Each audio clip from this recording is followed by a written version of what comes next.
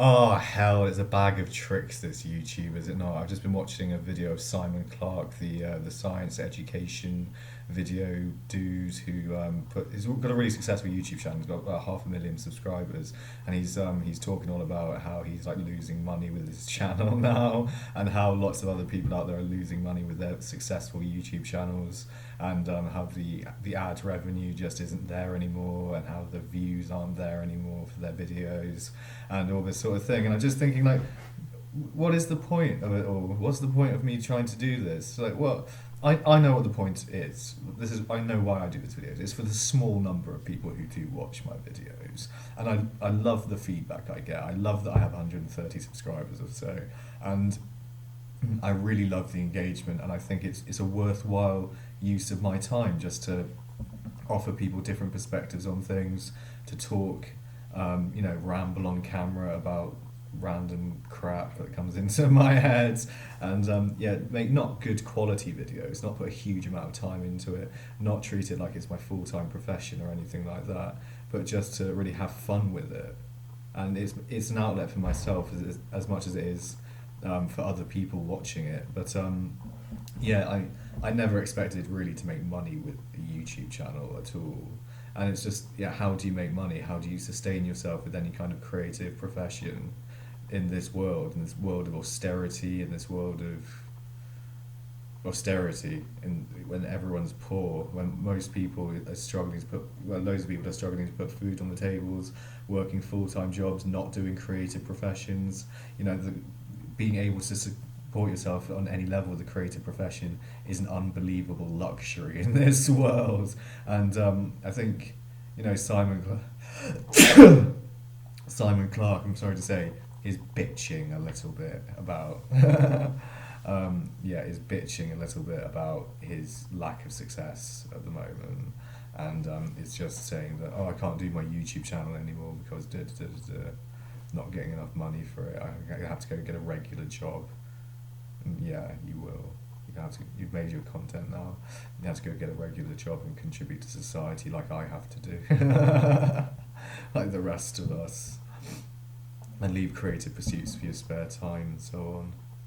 So the rest of us have to, until we write the big novel, or we write the great film script, or that makes us millions of dollars or whatever, or I get my stand-up comedy show on TV, or make a stand-up special that sells really well on Netflix or what have you. One day down the line, when it all happens, when it finally materializes. But in the interim, before everything materializes for somebody, I think you've got to be aware that it's a hell of a lot of fun anyway. It really is. It's a hell of a lot of fun anyway, just doing things like this, just doing these videos. It's such a great gift that we have a platform like YouTube where we can just prattle on camera and talk about random crap, seemingly into a void, but then again, the void returns us with likes and so on, and comments if it likes our content, you know what I mean? And I take a huge amount of pleasure in doing this. And have had some arguments as well. And it's great. It's a lot of fun. It is, and it's a lot of fun doing what I do. But you got to get money somehow.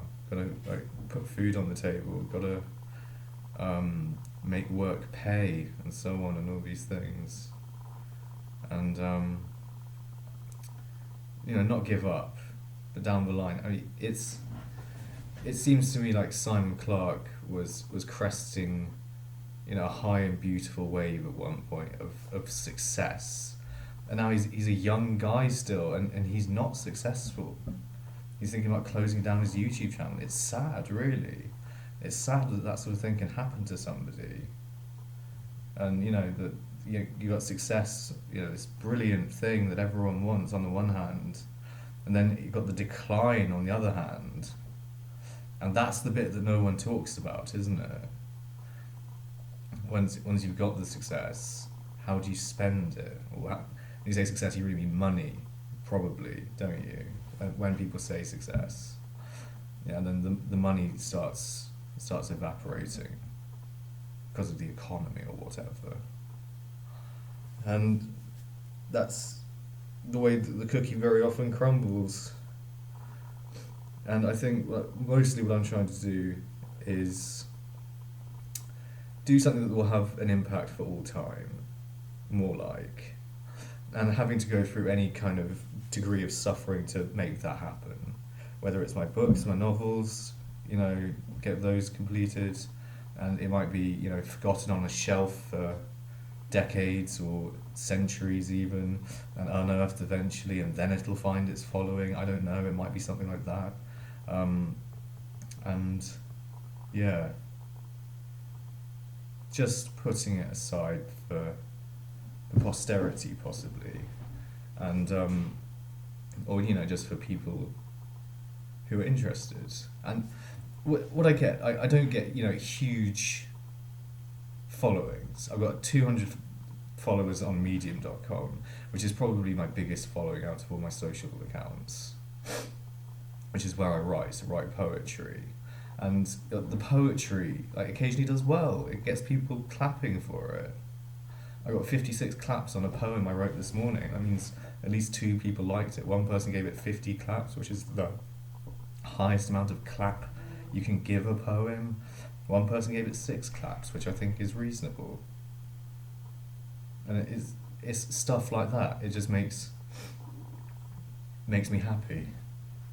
It's an honour actually that anyone's reading it at all. I feel quite privileged that people are reading it and reacting to it positively.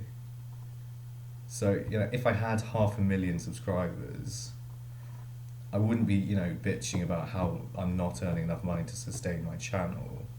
I think I would be talking more about just how grateful I'd be to have that sort of following. Like, I'm, grateful for the small followings that I've accumulated over the years.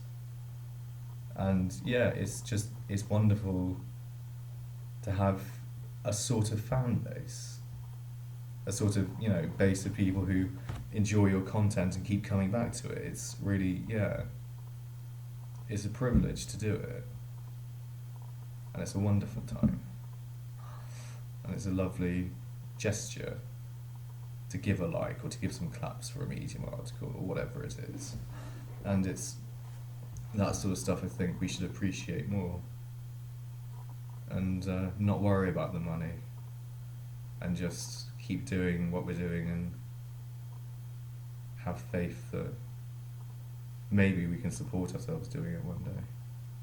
Until then, knuckle down and work in a real job. Oh my god. Oh well.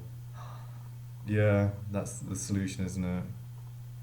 I mean, for my part, we're gonna have to go milk cows again, work on a dairy farm again, which I do love. I do enjoy it. It's good work.